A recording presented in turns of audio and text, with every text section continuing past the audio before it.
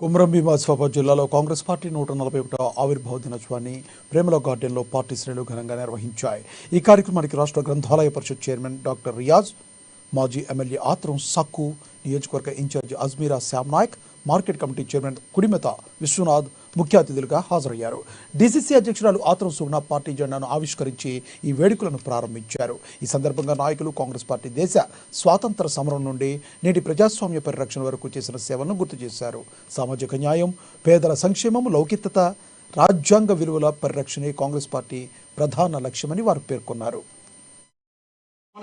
మనకు ప్రతి బ్లాక్ కి ఒక వ్యక్తిని మనం సూట్ చేస్తాం. ఆయన వైస్ ప్రెసిడెంట్ అంటాం. ఇప్పుడు మనకు ఆసిఫాబాద్ జిల్లాలో 4 బ్లాక్లు ఉన్నాయి. 2 బ్లాక్లు మనకి ఇక్కడ ఆసిఫాబాద్ అసెంబ్లీ నియోజకవర్గంలో 2 బ్లాక్లు ఉన్నాయి. కాగజ్ నగర్ నియోజకవర్గంలో 2 బ్లాక్లు. నిన్న కాగజ్ నగర్ లో నేను వెళ్ళి ఆ బ్లాక్ లో సంబంధించి అప్లికేషన్ అంటే చెడు ఉంటే చెవులు చెప్పాలి, మంచి ఉంటే పబ్లిక్ లేదు. క్రమశిక్షణ లేని పార్టీ ఏ పార్టీ కూడా మనజాలని 1985వ సంవత్సరం నుంచి ఇప్పటిదాకా కాంగ్రెస్ పార్టీ ఒక మహత్తరమైన ఆశయాలతో ప్రపంచంలో అతిపెద్ద రాజకీయ పార్టీగా ఉందంటే ఈ పార్టీలో అంతర్గత ప్రజాస్వామ్యం ఉన్నా మళ్ళీ మనందరం ఒక దగ్గరికి వచ్చేసరికి మన ఐక్యతను చాటే అవకాశం కూడా పార్టీ మనకి ఇచ్చింది. కాబట్టి 100 ఏళ్ల పైబడ్డ చరిత్ర ఈ పార్టీకి ఉంది, ఇంకా కొనసాగుతుంది. 140 సంవత్సరాలు ఈ పార్టీ ఏర్పాటు చేసి బహుశా జబ్ తక్ సూరజ్ చాంద్ రహేగా తబ్ తక్ కాంగ్రెస్ పార్టీ రహేగా.